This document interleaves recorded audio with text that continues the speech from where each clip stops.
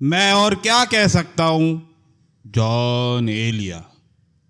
میاں نشیان ہفت زبان، ایک بات تو بتاؤ۔ کیا بات صاحبی؟ یہ بات کہ یہ جو ہمارا ڈھنڈار ہے اس میں اگنے والے سارے موجود، چاہے وہ پیڑ ہوں یا پودے، کیا کوہستانی نہیں ہے اور برفانی اور بودے؟ ہاں صاحبی، ایسا ہی ہے۔ میں یہ بات تو مانتا ہوں نشیان کہ یہ بہت ہرے ہیں، بہت ہرے، پر ان کے پتوں اور پھولوں میں نہ کوئی بو ہے نہ باس، ان کا ستیہ ناس۔ میاں یہی بات میں نے گزشتہ 19-20 برس کے دوران مغرب کے ملکوں میں پائی۔ بہت سے لمبو گھنے اور چھتنار حضرات ہیں جو کسی بھی لان میدان یا کوہستان میں خواہ مخواہ اوپر تک اٹھتے چلے گئے ہیں، یا ٹنگو پودے ہیں جو ہیں اور ہوئے چلے جاتے ہیں۔ ان کی ٹہنیوں، پتوں اور چپڑ کناتیا پھولوں کا دیکھنے سے تو ایک اچھا سمبند ہے، پر سونگھنے سے بڑا پیتل سمبند ہے۔ سید نشیان اری، ممفلیسی، فلسطینی، مکی، مدنی، بغدادی، سامری، سیداوی، واسطی، سہروردی، امروہوی، ثم لا مکانی۔ سنو کہ اقبال نے ایک دن عجیب تر سخن کیا تھا۔ وہ سخن مجھے اس وقت جو کا تو یاد نہیں آ رہا، پر اس کا مفہوم میرے ذہن میں نقش ہے۔ ابھرواں نقش جو یہ ہے کہ رنگ تو مغرب کے پھولوں میں ہے، پر جوش بو نہیں۔ یارانے یار، اقبال کو یورپ ہرگز نہیں جانا چاہیے تھا۔ اقبال کا یورپ جانا ایک ایسی ہی اڑنگ بڑنگ اور ٹیڑھی بجنگ بات ہے جیسے خواجہ فرید الدین عطار یا حکیم سنائی کا پیرس کے کسی کیبرے یا ڈزنی لینڈ جانا ہے کہ نہیں؟ استغفر اللہ، استغفر اللہ۔ علامہ نشیان، میرے اور تمہارے ساتھ، ہمارے ساتھ تاریخ اور تقویم نے بلا کی سفاک زیادتی کی ہے۔ ہاں، تاریخ اور تقویم نے، مگر ان کی تو ایسی کی تیسی۔ ہمیں کم و بیش 200 یا 250 برس سے خاص طور پر ذلیل اور خوار کیا جاتا رہا ہے، اور یہ کارنامہ کس نے انجام دیا؟ برطانیہ کے لچے اور لفنگے گوروں نے، ڈھوروں نے۔ اس لمحے میرے ذہن میں ایک خاص سلسلہ خیال جاری ہو گیا ہے، اور اچانک میرے دہکتے ہوئے حافظے میں اپنے دراز ریش بزرگ سید احمد خان کا نام دہک اٹھا ہے۔ ہماری ہاری ہوئی تاریخ نے اپنے ایک بے حد بدبخت دور میں قبلہ و کعبہ سید احمد خان کو چھری کانٹے سے کھانا کھانے کا ہنر سکھایا، یا اس کی ترغیب دلائی۔ اس بزرگ سے میرا اور تمہارا خون کا رشتہ ہے۔ مجھے شاید یہاں اپنے کلام کے سلسلے سے کچھ ہٹی ہوئی بات کہنا تھی، جانے نہ جانے وہ بات کیا تھی۔ وہ بات یعنی کہ لو میاں، مجھے وہ بات یاد آ گئی۔ وہ بات یہ ہے کہ ہمارا وہ عالی شان بزرگ حالات کی مانگ سے کچھ زیادہ ہی معاملہ کار، یعنی ہوشیار، یعنی طرار، یعنی دنیا شناس۔ نشیان، میں یہاں دنیا دار نہیں کہہ رہا، جبکہ معاملہ کار، ہوشیار اور طرار کے قافیوں کا اقتضا یہ تھا کہ یہاں میں دنیا شناس کے بجائے دنیا دار استعمال کرتا، مگر یہ بہت کڑی بات ہوتی۔ بہرحال ہمارا وہ بزرگ، عظیم بزرگ، بہت بے ہنجار نکلا۔ سید احمد خان مغفور کے بارے میں جو کچھ کہنے کے لیے میرے استادوں کے استاد ارسطو ہند مولانا بالفضل اولانا حضرت فضل حق خیر آبادی تاب سراہو جیسی کسی ہستی کو سخن کرنا تھا، لیکن اس باب میں کوئی سخن کرنا حضرت کی شان کے شایان نہ تھا۔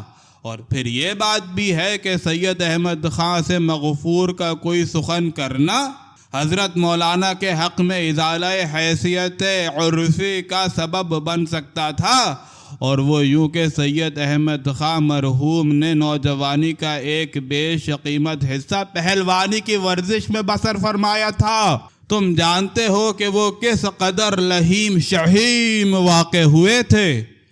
یہ لہیمی شہیمی انہوں نے ورثے میں نہیں پائی تھی، یہ لہیمی اور شہیمی ان کی خصوصیت اور ان کا امتیاز تھی جو ہماری تاریخ اور تہذیب کے دفاع میں ذرا بھی کام نہ آئی، بلکہ اس نے میرے گمان کے حساب سے بری طرح پیٹھ دکھائی۔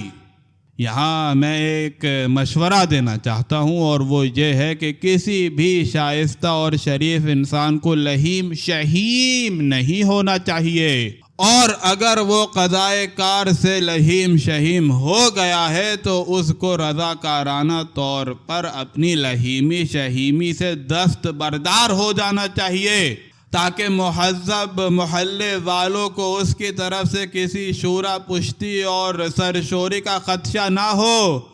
وما علینا الا البلاغ۔ جونی صاحب، آپ اس وقت کچھ زیادہ ہی جھونجھل اور جھنجھلاہٹ کی حالت میں ہیں، اگرچہ آپ نے اپنی اس گفتار کو لطف گفتار کے ساتھ ختم کیا ہے، مگر آپ کم سے کم میری اس بات کو کسی طرح بھی نہیں جھٹلا سکتے کہ آپ کا لطف گفتار بلا کا شرر بار ہوتا ہے۔ آپ کی یہ حالت آج صبح دوپہر اور سپہر کی حالت سے کہیں زیادہ شعلہ ور اور سو زندہ تر ہے۔ علامہ و فہامہ، کیا میں غلط کہہ رہا ہوں؟ کیا علامہ اور کیا فہامہ نشیان، تم بھی اب میرا مذاق اڑانے لگے؟ کیا بابل اور نینوا سے موئنجو داڑو، نالندہ، ٹیکسیلا، لاہور اور دلی تک کی تاریخ کی ہار اور ہزیمت کا دکھ سہنا اور سہے جانا، اور وہ دکھ کہنا جھونجھل اور جھنجھلاہٹ ٹھہرایا جائے گا، اور وہ بھی تمہارے ہونٹوں سے؟ چلو میں مان لیتا ہوں کہ میں اس وقت کچھ زیادہ ہی جھونجھل اور جھنجھلاہٹ میں ہوں، پر میرے احساس میری اپنی عالی شان اور ہاری ماری تاریخ کے احساس کی نسبت سے میرا بری طرح جھونجھل اور جھنجھلاہٹ میں ہونا کیا کوئی ٹکچل بات ہے؟ نشان، بولو، بکو اور بڑبڑاؤ۔ مجھے کوئی اندازہ نہیں کہ بات کس طرح شروع ہوئی تھی، کس طرح چلی، اور اس لمحے کہاں تک آ پہنچی ہے۔ میں یہ کہے بغیر باز نہیں آؤں گا کہ قبلہ و کعبہ سید احمد خان، اور ہاں نشان، تمہیں اس دوران یہ بات ضرور سوچنا چاہیے تھی کہ میں نے اب تک قبلہ و کعبہ کا نام اس کے مقدس اور معلیٰ سابقے یعنی سر کے بغیر لیا ہے، اور وہ یوں کہ میں اپنے کسی بزرگ کو گالی دینے کے گمان اور اس گمان کے دور کے حاشے پر کھڑے ہونے کے تصور کی حالت میں بھی اپنے لبوں کو جنبش دینے کی ادنا سے ادنا ہمت نہیں رکھتا۔ میں کیا کہہ رہا تھا؟ ہاں، میں یہ کہنا چاہتا تھا کہ قبلہ و کعبہ سید احمد خان انگریزوں سے باٹ بٹی ہارنے میں جہاں تک گئے، کیا انہیں وہاں تک جانا چاہیے تھا؟ تم جانتے ہو کہ آزادی کی جنگ کے بعد، یعنی ہماری صدی کی دانش اور علم کے اذیت زدہ نفس غیور اور ہماری حمیت کے علمدار حضرت مولانا فضل حق خیر آبادی، ہماری غیرت کے دردمند پاسبان جنرل بخت خاں، کالے خاں، گولہ انداز، راجہ کنور سنگھ، راجہ امر سنگھ، رانی جھانسی اور حضرت محل کی خون تھوکتی ہوئی ہزیمت کے بعد قبلہ و کعبہ سید احمد خان نے ہمارے بزرگوں، انگریزوں کے جانی دشمن اور مجاہد بزرگوں کی جاگیریں بحال کرانے میں اندھاتا کا سا کام بلکہ کارنامہ انجام دیا۔ ہم 1860 عیسوی کے گرد و پیش سے لے کر 1947 عیسوی کے بعد تک ان مغفور کے احسان مند رہے ہیں۔ کاش مجھے سعادت نصیب ہو سکے کہ میں ان کی شان میں ایک قصیدہ کہہ کر ان کے احسان کا قرض چکا سکوں۔